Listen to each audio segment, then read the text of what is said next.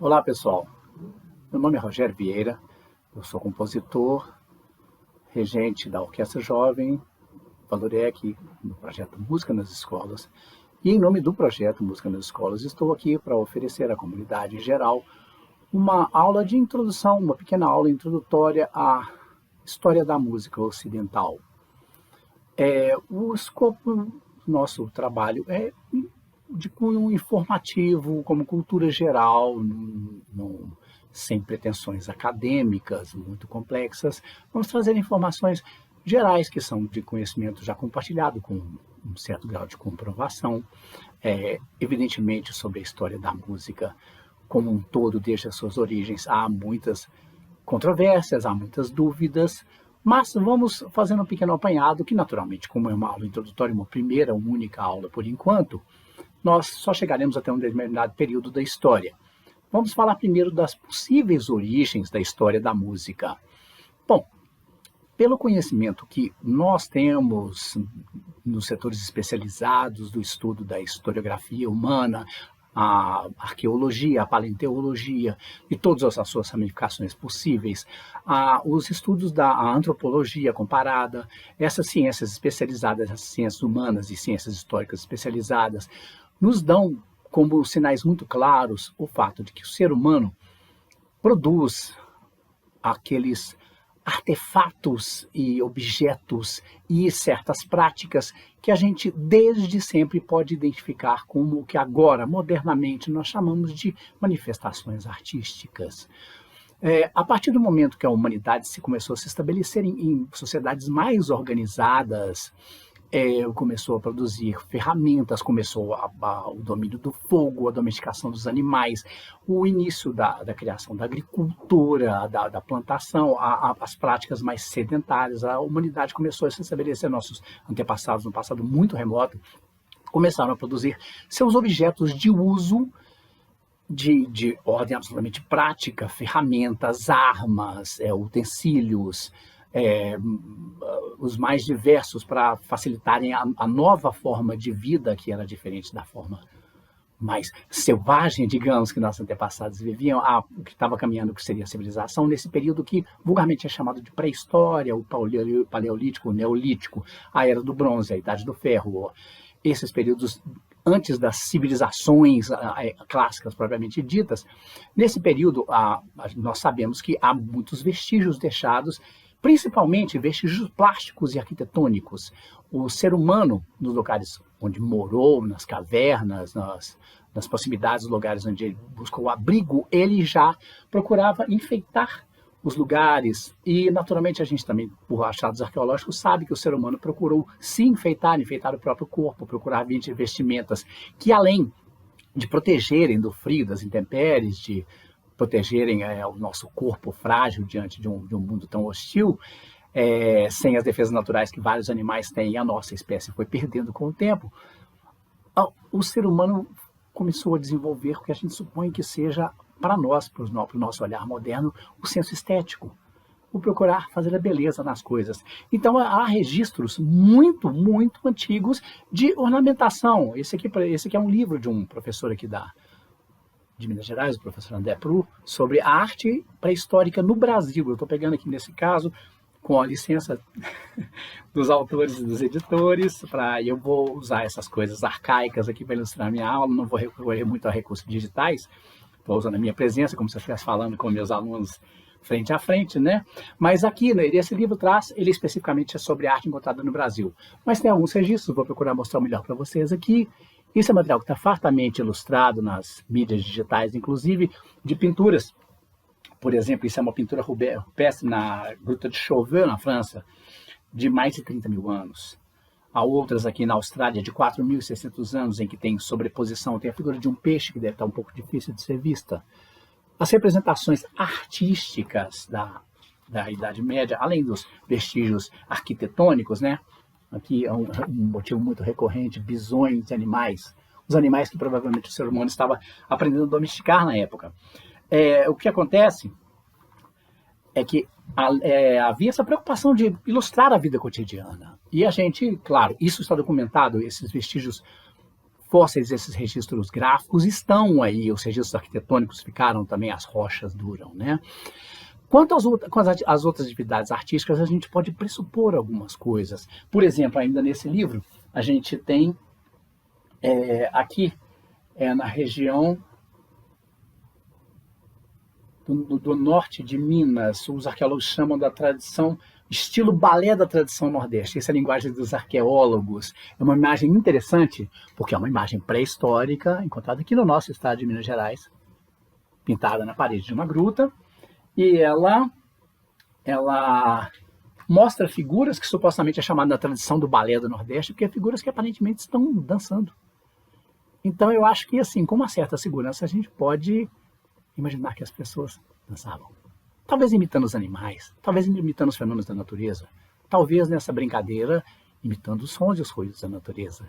E depois inventando histórias, mas aí já é um aperfeiçoamento para o qual a gente vai ter que especular um pouco mais.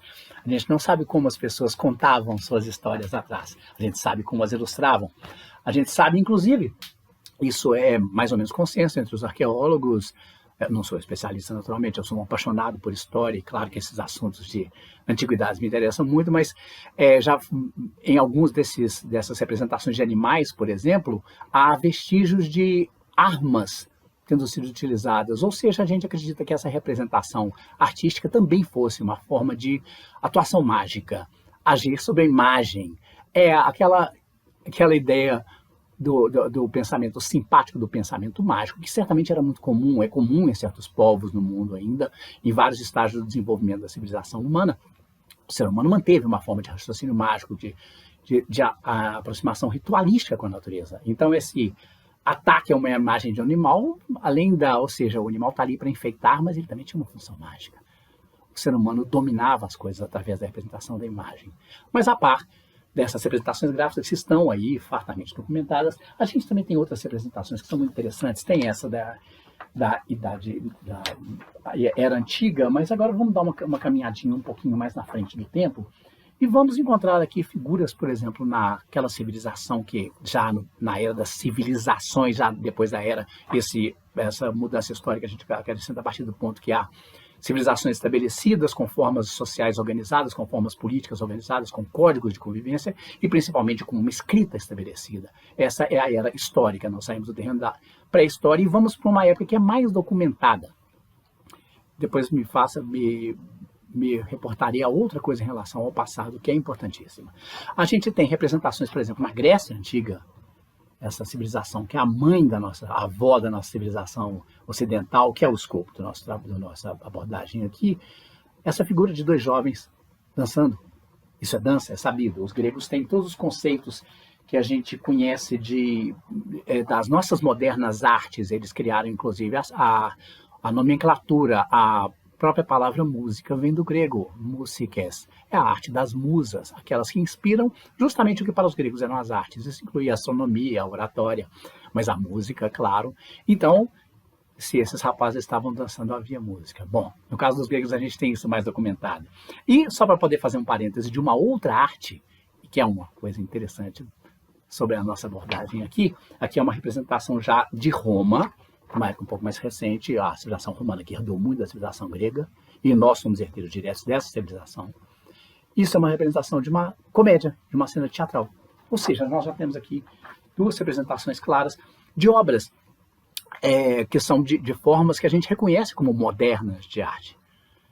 Teatro e a dança. Tá.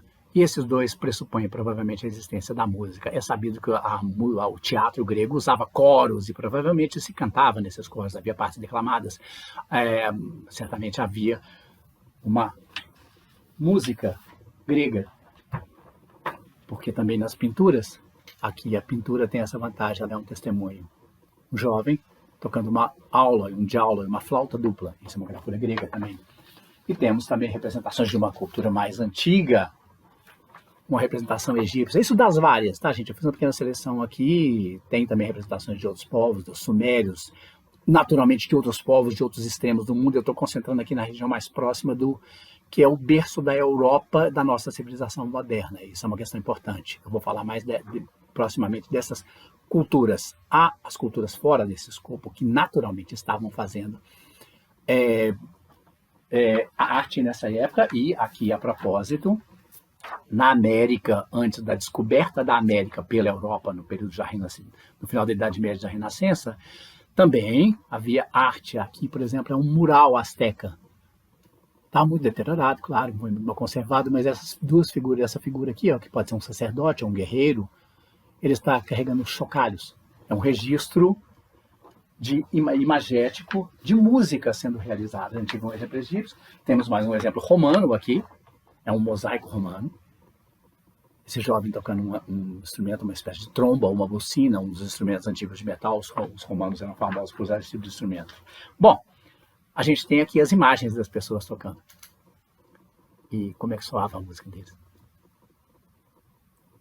Essa é uma pergunta complexa, porque o registro sonoro não existe. Essa música mãe e ancestral da nossa música do Ocidente, da nossa música da civilização de cunho eurocêntrico, do qual nós somos herdeiros, nós somos americanos, vivemos no continente, onde esses antepassados astecas e os nossos antepassados índios, esses nossos antepassados que gravaram as coisas na pedra aqui pelo interior do Brasil e na América, a nossa cultura foi herdada da Europa. Nós falamos uma língua herdeira do latim, que era a língua falada em Roma. Então, focando nesse espectro da civilização e da cultura e da história europeia, que é o nosso enfoque aqui, porque nós vivemos sob a égide dela, sob o império dela, digamos assim, o que acontece é que os registros mais antigos das civilizações que nos afetaram direta e ou indiretamente, é o que criaram o mundo moderno, o mundo europeu, o moderno, o mundo ocidental moderno, que seria mais ou menos indiretamente a civilização babilônica, que deixou alguns registros, a civilização do Oriente Médio, de onde vem o povo hebreu originalmente, de onde vem as escrituras bíblicas, de onde vem a religião judaica e as religiões abrâmicas, a Grécia e a Roma antigas, a Roma no Império, no auge do seu império, se expandiu pelo mundo e criou um modelo de civilização. A civilização egípcia também, porque inclusive ela participou da história romana, e deixou muitos aspectos estéticos um pouco mais exóticos, digamos assim. O Egito já é um pouco mais afastado da nossa herança direta, mas acabou por influência, essas três culturas principalmente, formam o escopo do que será a civilização europeia moderna a partir de um determinado período, que esse sim é o período que é mais documentado quando se trata de música. Mas antes vou fazer um parêntese, porque eu quero fazer a primeira ilustração musical. Lembrando que eu falei que eu ia puxar um gancho lá da idade das cavernas, da pré-história, que sim, a gente tem imagens de pessoas dançando, que a gente supõe que tinha alguém cantando ou tocando. Há vestígios fósseis de instrumentos musicais muito antigos. Há flautas feitas de ossos, datadas de 15 a 30 mil anos atrás. Esses instrumentos são visivelmente instrumentos musicais, não são como certos objetos que a gente encontra, objetos utilitários como esses aqui, que inclusive também são aqui do Brasil. São instrumentos que têm formato artístico, mas eles são usados como pilão, como ferramenta, e são também bonitinhos. Mas há objetos que são indiscutivelmente flautas, e como foram feitas num material de extrema durabilidade, que é o osso, chegaram até nós. E também outro material altamente durável são as conchas, que também saem material calcário, material orgânico calcário, que chegaram a nós, conchas que eram usadas certamente como instrumentos de sopro, como os precursores dos nossos instrumentos de metal, de bocal. Essas coisas chegaram a nós. Pedras que, pela sua disposição, provavelmente eram usadas como percussão. Certamente, se esses nossos antepassados faziam instrumentos utilizando couro ou pele de animais, que é o princípio básico da fabricação de tambores, ou madeiras ocas, ou instrumentos feitos de materiais orgânicos, como, por exemplo, tripas de animais que historicamente foram usados, inclusive na Europa, por um longo período. Inclusive, músicos que trabalham com música de época ainda fabricam instrumentos que usam cordas feitas de tripas de animal, que é um material possível como fonte sonora. Esses instrumentos, se foram fabricados no período pré-histórico, infelizmente se perderam. Pelo próprio material de que eles foram feitos, se decompuseram, não se petrificaram, não se perderam, infelizmente. Então, esses a gente não conhece, mas sabemos que há instrumentos. Ou seja, se há instrumentos, as pessoas tocavam. Então, nossos ancestrais mais longínquos eram músicos também. Mas o que acontece com eles e com os herdeiros logo em seguida dessas civilizações mais estabelecidas, mais organizadas, já dominadoras da escrita, que deixaram registros mais claros para a gente, inclusive uma literatura, e uma narrativa sobre as coisas, como as coisas aconteciam. Os gregos escreveram sobre sua música, sobre sua prática musical, há descrições. Nos relatos bíblicos do Antigo Testamento, do Torá, judaico, se fala de práticas musicais, se fala de instrumentos musicais. Mas como soava a música desses povos? Como soava a música da época dos patriarcas bíblicos, da época dos profetas? Não sabemos. A gente sabe que instrumentos eram usados, o texto está lá. Como soava a música grega na época de Sócrates, de Aristóteles? Não sabemos. Como era a música que cantavam para Cleópatra no final da civilização egípcia? Como era a música que César ouvia? A gente pode só especular em relação ao período clássico dessas civilizações, como era a música suméria.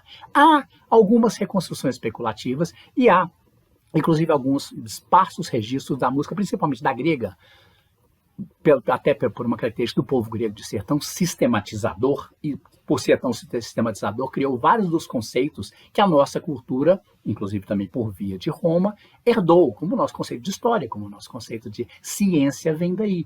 Então, com essa preocupação, eles criaram teorias sobre a música, então nós sabemos de uma ampla prática musical. Mas o mais importante, que é o registro sonoro, nós não sabemos.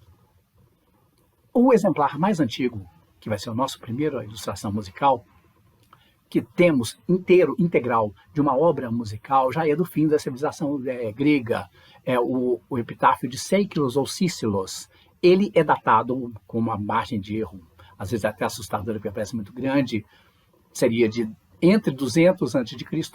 até 100 depois de Cristo. É uma era ainda na era antiga, ainda antes da Idade Média.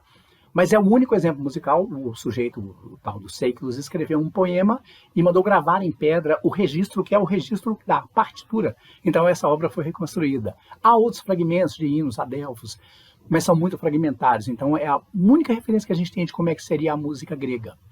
E aqui um parêntese importante antes de ouvirmos.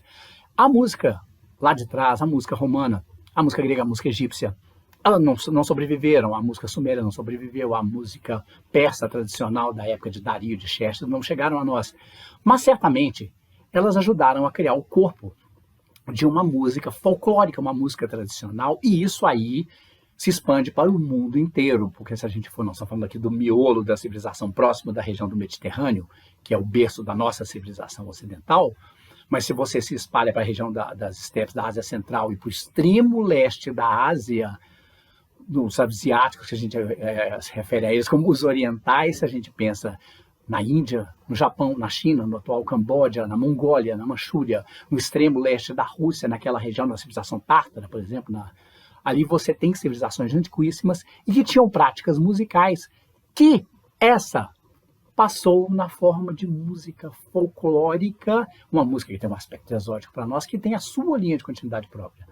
Só a música indiana tem uma riqueza musical absurda, com diferentes escolas e estilos de canto e de uso de instrumentos, com modos musicais extremamente complexos, muito diferentes do ocidental, porque seguiram a sua linha evolutiva à parte. A música ocidental entrou por outro caminho, que é o caminho que vamos entrar agora.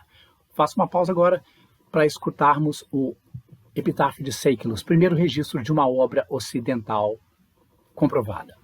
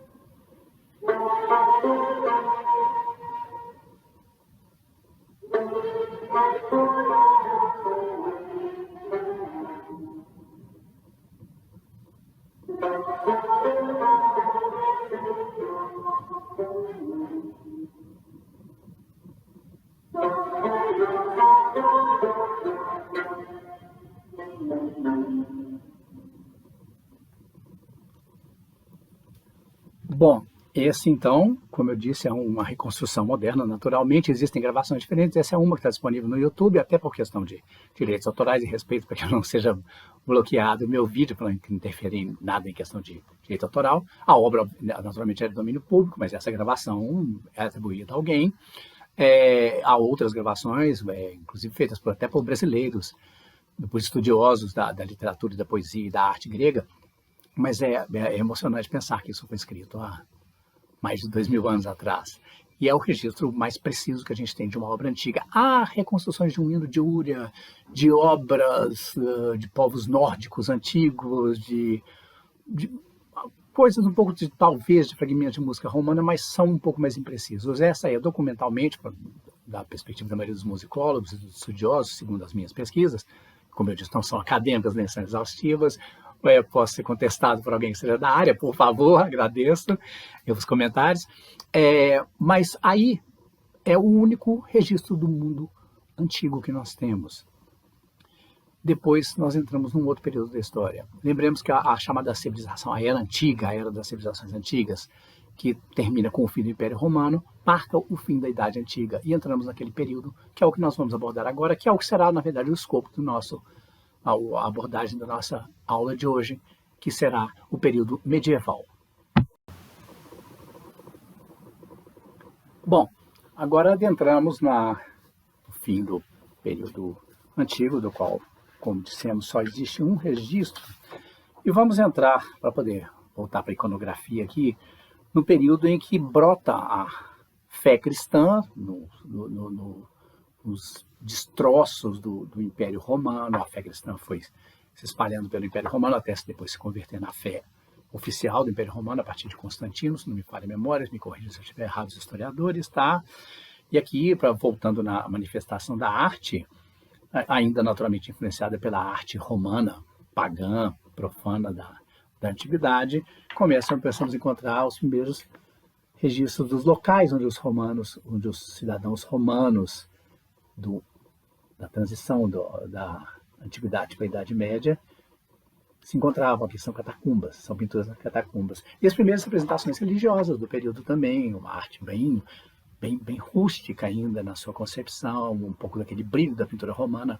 Resquícios da pintura romana ficaram aí, mas entra-se num período um pouco mais de crueza da representação da figura humana. A arte vai ser eminentemente religiosa a partir dessa época, ao contrário por exemplo, só para contrastar mais uma vez, a pintura grega mostrava essa vida, a vida de Fausto, luxo, guerreiros em descanso, belas casas e vilas romanas. Esse é o mundo da antiguidade, que passou com a chegada da Idade Média, com um pouco de incerteza criada no mundo, e com o advento da fé cristã, naturalmente, a representação religiosa passou a ser assim, a representação por excelência, em maior ou menor grau, com maior ou menor luxo, em construções cada vez mais sofisticadas. A gente tem vários exemplares da arte medieval, toda de temática religiosa. Toda de temática religiosa. São representações de episódios de vida de santos, dos evangelhos, representações da crucificação. Essa técnica interessante aqui, que é as pinturas e os mosaicos, vão criando características que a gente atribui à arte medieval, que são digamos, o retrato sonoro. A gente pensa em Idade Média, às vezes tem aquela visão um pouco estereotipada, muito herdada de literatura como do Senhor dos Anéis ou do Guerra de Tronos, do George Martin aqui, que, é claro, são releituras de uma Idade Média mítica. A gente pensa em cavaleiros, pensa na Távola Redonda, pensa em armaduras brilhantes, em guerras. Claro, isso aconteceu, sim, num determinado período da Idade Média. Mas pensemos que a Idade Média durou 1000 anos. Então ela teve um tempo para um desenvolvimento, para um amadurecimento de uma nova civilização. E digamos que como a gente viu pela representação das imagens religiosas aqui, a fé cristã, a Igreja Católica, foi uma força unificadora e de mantenedora da cultura na época. Manteve uma certa estrutura e ajudou a unificar essa civilização europeia. Então, assim, muita coisa foi feita sob a égide dela. E, graças justamente a essa instituição poderosa da igreja, há uma boa parte do início da nossa, agora sim, da nossa música ocidental, da era moderna, nesse período de transição, que é a Idade Média, a base da nossa música culta, digamos assim, lembrando que a gente está falando aqui de uma história culta da música, a música popular continuava existindo em volta, mas isso é um outro aspecto que a gente vai falar a parte daqui a pouquinho, tá? Que vai ser importante para a nossa aula de hoje ainda, inclusive para os nossos exemplos musicais. O que acontece é que essa música de cunho religioso já procurava se preservar de maneira mais clara, principalmente a partir de por volta do século IX, X depois de Cristo, na época do Papa Gregório Magno, a preocupação em normatizar os cultos, o uso da língua latina, a doutrina, as questões de dogmas, de teologia, várias discussões, os concílios ao longo de toda a Idade Média, procurando firmar a doutrina católica, alguns dos conceitos modernos da fé católica, da fé cristã, vêm dessa época. E claro que isso não foi da noite para o dia, nem foi simples, mas foi se desenvolvendo uma forma de canto que, por causa, entre outras coisas, da normatização feita pelo Papa Gregório Magno, passou a ser chamada pelo nome mais comum e mais adotado quase que universalmente de canto gregoriano. Na verdade, ele é mais complexo, porque existem outras formas, subformas, canto moçárabe, canto galicano, canto ambrosiano, que são subformas dentro desse canto religioso. A principal característica dele era ser cantada por monges, e uma tradição que nasceu ali por volta do século IX, os primeiros registros de notação desses cantos de forma muito taquigráfica, que depois se converteram na notação neumática, que é uma maneira de indicar como é que essas melodias, essas sequências de sons que formavam o canto gregoriano, porque basicamente ele é uma sequência de notas cantadas, é uma música vocal, sempre vocal, cantada a uma única voz, ou seja, as pessoas cante 1, 2 ou 3 pessoas, eles estão cantando a mesma melodia, a mesma sequência de sons. Isso é uma característica importante desse canto original, o canto paleocristão, o canto do início da cristandade, que certamente vai ter alguma influência romana e grega que se infiltrou, usa-se inclusive a maneira de organizar as melodias, que era que certamente os gregos e os romanos usavam. E, claro, em textos sacros. Para dar uma ilustração aqui, já estou preparado aqui para poder dar um exemplo de canto gregoriano, cantado por monges beneditinos, como tradicionalmente. A gravação, não se preocupem que não é da época não, tá? Logicamente, a gente fala de brincadeira aqui. É a primeira música que tem registro, mas a gente tem uma forma mais clara de saber como se cantava naquela época e ter uma referência de como é que soava. Por isso que a música daí para trás se perdeu. Já não tem um registro tão claro como tem esse a partir do momento em que a igreja resolveu organizar a maneira de escrever e de reproduzir sempre igual os cantos. Então, graças à maneira de escrever esses cantos estão preservados para a gente e se cantam tradicionalmente desde essa época, desde o século IX, desde 800 depois de Cristo, já há registro de cantos antiquíssimos.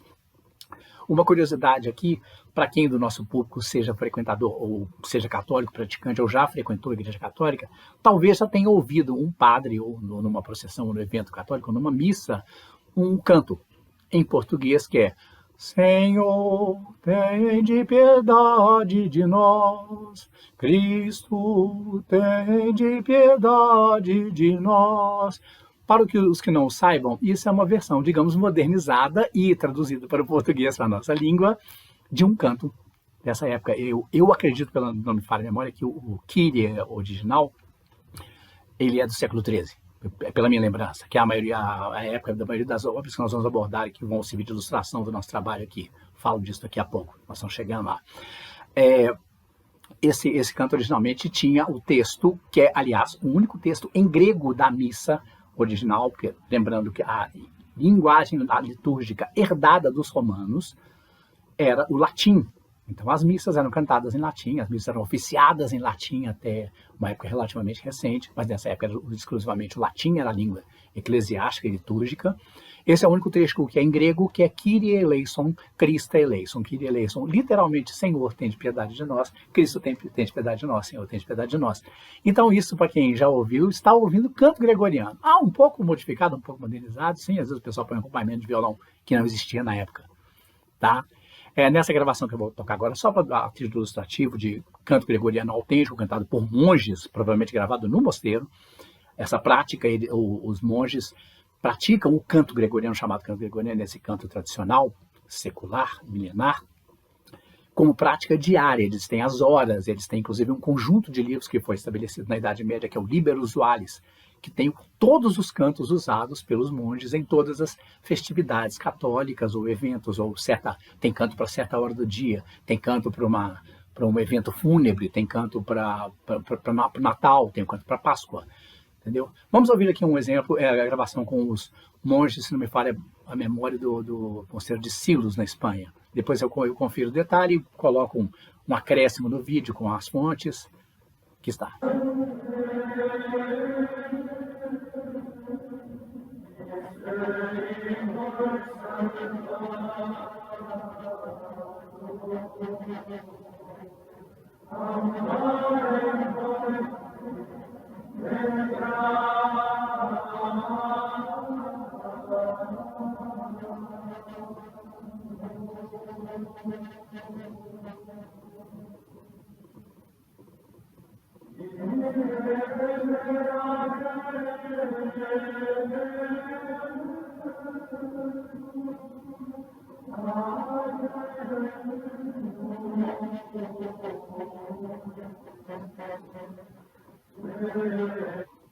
E assim continua por um longo período. Literalmente continua por um longo período. A tradição do canto gregoriano, na verdade, ela nunca se encerrou, ela continua sendo praticada. Há uma característica interessantíssima do canto gregoriano, que é uma característica, digamos, ideológica e doutrinária. Os cantos gregorianos, não importa se foram escritos ou registrados ou anotados a partir do século 8 depois de Cristo até o século 15, 14, 16, que são os considerados períodos de decadência dessa prática, que nunca acabou, mas a fase áurea dele tinha acabado, porque outras formas musicais apareceram, e é delas que eu falarei daqui a pouco. Esses cantos são todos anônimos. Mesmo que a gente chame de canto gregoriano, se o Papa Gregório Magno, que provavelmente era músico e provavelmente era cantor, era normal alguém com a formação religiosa dele ser também um músico, cantor. Um cara que chegou a Papa tinha que ser uma pessoa erudita numa época. Os membros do alto clero da igreja eram as pessoas eruditas, as pessoas letradas, as pessoas que sabiam mais de uma língua. E se ele escreveu algum desses hinos que a gente canta, ninguém sabe. Se Guido d'Arezzo, que é um dos primeiros importantes teóricos da música, também monge, nessa época é difícil você achar uma figura dentro da música que não seja religioso também, principalmente porque a música era basicamente religiosa. E essa é a questão que eu vou abordar a partir de agora.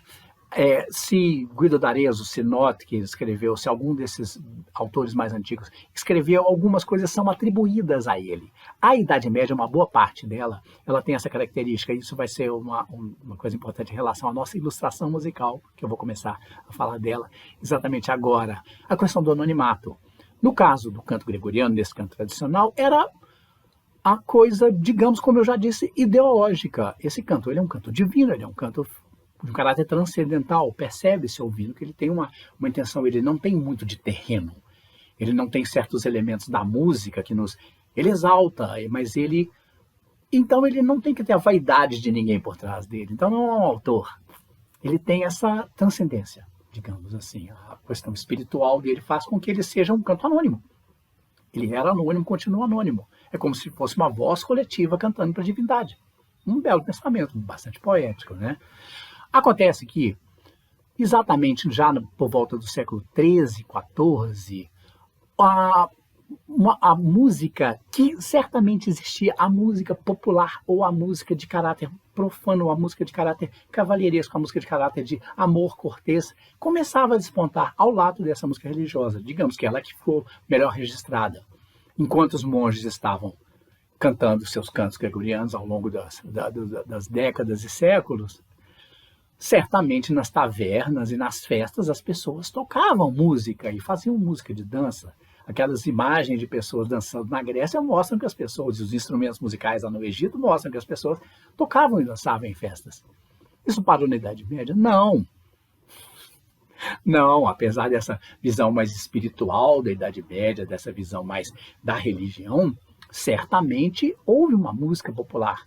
Ah, ficou registro dela? Uma parte dela se converteu no que a gente conhece como a música popular, folclórica, a música tradicional. Uma referência que a gente tem sempre, por exemplo, que pode nos dar uma noção, é a chamada música celta, para quem já ouviu esses grupos de música celta, de música de inspiração irlandesa, música escocesa. São registros que ficaram de povos, inclusive às vezes de povos pagãos, que não tinham sido cristianizados ainda, que guardaram a maneira dos seus antepassados tocarem. Certamente é uma tradição viking dos antepassados do norte da Europa, que certamente deram os elementos às pessoas que viviam no entorno da região dos Balcãs, ali na divisa da Europa Oriental, mais próxima da Ásia. Tinha uma influência da música oriental, que era riquíssima, que existia na época, que demorou a ter um contato mais direto com a música ocidental, para poder influenciar, a ponto de influenciá-la. Quando aconteceu isso, trouxe instrumentos para cá, mas isso é um período um pouquinho mais para frente, que nós não vamos chegar a abordar hoje, por uma questão de tempo, senão a nossa aula vai durar 3 horas e o propósito não é esse. A questão é que há, a partir de um certo ponto, um encontro dessa organização e da estrutura da música religiosa com o espírito da música de dança, da música profana, da música, das canções de beber, das músicas, das canções de amor. Há alguns fenômenos, inclusive, muito curiosos dentro disso. Foi encontrado, me parece que não me falha a memória, já no início do século XX, uma coletânea de cantos que são conhecidos pelo nome agora, que muita gente vai até pensar que é o nome de uma música moderna, mas é porque a inspiração exatamente é essa, os Carmina Burana, que são os cantos de Boyden, Benedict Boyden, na região da Bavária, na Alemanha, monges que, ao invés de fazerem poemas de valores religiosos, escrevendo músicas de caráter religioso, eram monges que se dedicavam aos prazeres da vida. Sim, eles eram monges, eram religiosos, mas eles cantavam o vinho, o amor, e escreveram uma música profana escrita por religiosos. Alguns exemplares chegaram a nós. Não está nos nossos exemplos musicais, mas mais para frente é um caso a ser estudado, de fazer uma gravação de uma desses Carmina Burana. Para quem reconhece o nome, é porque existe uma peça moderna de um compositor alemão moderno, que viveu ao longo do século XX, viveu mais de 90 anos. Eu lembro dele vivo ainda, inclusive, o Karl Orff, que escreveu a sua versão moderna dos Carmina Burana. Ele pegou os poemas originais, que são em latim e em alemão arcaico, e alguns trechos em francês arcaico também. E fez musicou, mas ele fez uma coisa moderna, uma música que até brincava de ser medieval às vezes, mas não era. Era uma coisa escrita na década de 30, do século passado. O que acontece também é que, por outro lado, música, sim, religiosa, de fato, às vezes também tomou esse espírito, não o espírito ideológico, digamos, o espírito, o que estava sendo cantado. Não era para falar de vinho, era para falar de assuntos religiosos, mas uma música com um caráter um pouco mais dançante, um pouco mais, já um pouco fora dessa solenidade do canto gregoriano, essa coisa etérea, essa coisa que não tem uma marcação de uma pulsação clara, que é essa melodia que acontece espiritualmente. Uma música que já tem um caráter de música de dança. E esse vai ser um dos nossos exemplos musicais. Agora, por falar em exemplos musicais, eu vou falar de uma coisa importante, porque eu já estou praticamente no desfecho do nosso tempo. Nós teremos a ilustração de alguns exemplos. Eu selecionei 6 exemplos de músicas da Idade Média. No caso, são peças vocais adaptadas para instrumentos ou obras originalmente instrumentais mesmo. E falando dessas obras, é um capítulo à parte, além das obras anônimas, como é a maioria dessas que vão ser tocadas, tudo por volta do século XIII e XIV, que é um período áureo da cultura medieval, em que a música já passou a ser amplamente grafada e registrada à maneira da época. Então a gente já conhece muita coisa de lá para cá, inclusive começa a conhecer nomes. É a questão do anonimato que eu queria chegar nela, que o autor de uma dessas obras que vai ser tocada é conhecido por nós. Quer dizer, a gente supõe que seja ele, o rei Alfonso X de Castela, também dito Alfonso o Sábio, que escreveu uma série, ou coletou, ou participou, mas certamente é sabido que os poemas dessas obras foram escritas por ele, se não na sua maioria quase toda. Como ele era um rei, e o que nem sempre era o caso na época, porque a questão de ser letrado, de ser douto, de inclusive saber ler e escrever, às vezes era atributo dos religiosos. Alfonso X, que eu saiba, inclusive por ser rei, não necessariamente ele era, claro que ele era religioso, ele era católico fervoroso, como é comum em Espanha e Portugal. Na época, muito mais, obviamente. Ele era devoto de Santa Maria e escreveu uma série de cantigas, são uma centena acho que são por volta de 200, eu não lembro o número agora, mas é questão só de pesquisa. As cantigas de Santa Maria, que tem uma curiosidade, tem um autor conhecido, ou pelo menos atribuído, nós tocaremos uma delas no nosso repertório, que eu vou anunciar daqui a pouco, já no desfecho da minha fala. Elas foram escritas originalmente num idioma que é muito caro a nós, que é o galaico-português, que é o pai do português moderno e do galego moderno, que são, para quem não sabe, são dois idiomas diferentes. O galego é falado no norte da Espanha, logo acima de Portugal.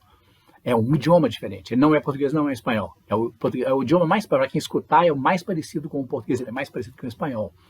E ele, na época, ele era o idioma oficial falado em boa parte. Na corte de Castela se falava também. O rei Alfonso escreveu os seus poemas em galaico-português. Para dar um exemplo, não é a cantiga que nós vamos tocar no nosso tempo musical, mas tem uma das cantigas que se chama Dá que Deus mamou o leite do seu peito. Se isso parece português para vocês, é galego. Dá que Deus mamou o leite do seu peito. Está falando da Virgem Maria. Olha que coisa, que poesia mais delicada, falando da amamentação de Cristo. Não creio que isso tenha causado nenhum escândalo na época, porque para uma época tão religiosa, tão fervorosa, inclusive que certos assuntos eram tabus, isso foi visto como um gesto de delicadeza e de devoção. E essas cantigas são muito bonitas. E elas têm um caráter de um pouco do que a gente imagina que seja a música popular da época. E, por outro lado, há também a música popular da época, algumas obras de dança e algumas formas musicais, algumas cantadas e outras não, que chegaram a nós. Então, tem alguns exemplos musicais muito famosos. Eu vou passar para vocês agora, porque já dado o avançado do tempo, porque estamos passando de 40 minutos de aula e eu não pretendo esgotar o assunto aqui. Como eu disse, é uma introdução, é para atiçar a curiosidade de todos vocês. Eu vou anunciar aqui as obras que serão executadas. Assim, uma coisa importante. Alunos do nosso projeto, membros da nossa orquestra, vão executar arranjos que eu fiz, eu sou compositor e arranjador, de obras do período. As nossas execuções serão fiéis à época? Não. Já de cara eu adianto e já aviso que, obviamente, se não fosse estourar o nosso tempo, eu ainda daria exemplos musicais aqui.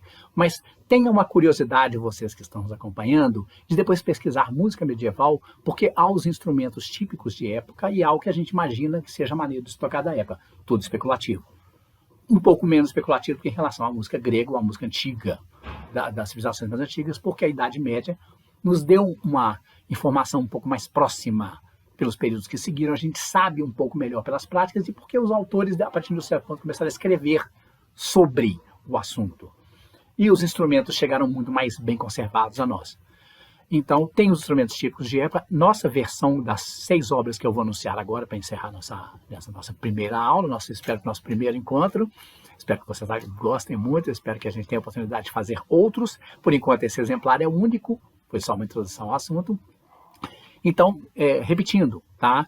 Para caso haja algum purista de plantão, não é uma interpretação típica de época, está sendo feita com instrumentos modernos, usando oboé moderno, talvez a gente use uma flauta doce, que é o instrumento mais antigo, mesmo assim estamos usando flautas doces modernas, não instrumentos de época. Vamos usar violinos, violoncelos, violas, que são instrumentos de períodos posteriores. Não é uma interpretação fiel. Eu me sinto na obrigação ética, não tenho compromisso moral de vocês falar que estamos dando uma ideia, é uma possibilidade de leitura, não estamos assim cometendo nenhum pecado musical, assim espero. Bom, as obras que vocês ouvirão, para encerrar como ilustração da nossa evolução da linguagem musical, desse período tão rico da Idade Média, por volta do século... As obras são todas do século, por volta do século XIII, XIV, tá? Às vezes de data incerta. A única, como eu disse, que tem autoria conhecida, eu vou anunciar. Eu não vou anunciar aqui numa ordem que eu suponho que, logicamente, como estamos em tempo de pandemia, eu estou gravando aqui o áudio da aula e o meu meu visual, e os alunos gravarão à parte os arranjos que eu já fiz para eles. Tocaremos o Summer Canon, ou seja, Canon de Verão, uma peça inglesa do século XIII, que chega a ter um autor atribuído, John, não sei das quantas, mas essa a autoria é tão incerta que ela é dada como anônima, como a maioria das peças da época. Tocaremos Stella Splendens, que é um hino religioso, que é do Livre Vermell de Montserrat, um livro catalão do século XIV. O Alep Salit cum Luia, é a terceira peça, que é um tropos, é uma brincadeira que essa obra originalmente é vocal, é cantada a 3 vozes, aqui vai ser tocada a 3 vozes, por instrumentos diferentes. O Alep Salit cum Luia era uma vocalização que se fazia com a palavra aleluia. Eles enfiavam esses versos no meio para poder ficar mais fácil de memorizar. Isso é chamado de tropos, é uma forma musical que foi desenvolvida na época, é uma técnica interessante de escrita. Aí sim entramos a nossa amiga querida Cantiga de Santa Maria número 100, que é particularmente, eu acho, assim, das muitas cantigas de Santa Maria, eu já tive a oportunidade de fazer a pedido de grupo ou para tocar no nosso grupo, ou a pedido de grupos de música antiga. Eu passei a conhecer melhor as cantigas, eu não conheço todas, são muitas, como eu disse. Essa é a de número 100, Santa Maria Estela do Dia, que é linda, é uma melodia muito bonita que você escuta e tem vontade de sair assoviando depois. Naturalmente, vocês vão ouvir a versão instrumental. Isso é o mesmo caso do Stella Splendens, do Alep Salit cum Luia e da Cantiga de Santa Maria, que são obras vocais que foram adaptadas. Inclusive, esse tipo de execução é comum, o pessoal, os grupos de música antiga, fazerem versões instrumentais de música vocal. Tá? E, por fim, uma Duktia, que é uma peça a 2 vozes, também do século XIV. Originalmente a 2 vozes, nós tocaremos com os nossos instrumentos. Então, repetindo, isso aqui foi, digamos, um tiragosto, né? um gostinho da ideia do que seria o início da história da música. Claro que passou aqui por muito da minha visão pessoal, como eu disse, não é um trabalho acadêmico exaustivo, eu não sou um historiador. A minha formação, eu sou habilitado em artes pela Escola Guiada, da UFMG, da UENG, e tenho um conhecimento, sou apaixonado por arte, coloquei muito da minha visão pessoal e naturalmente fiz uma pesquisa para poder trazer para vocês as informações mais fidedignas. E quaisquer outras informações que vocês queiram ter adicionais, busquem, procurem. Espero que eu tenha colaborado para atiçar a curiosidade de vocês. É o que a gente tem a oferecer para o público, é fazer aqui agora desse jeito, improvisado, gravado dentro de casa. Eu espero que seja de bom proveito. Usufruam da nossa execução, dos nossos alunos, que virá em seguida no fim do meu vídeo. Um grande abraço a todos vocês. Se cuidem e fiquem bem. Tchau.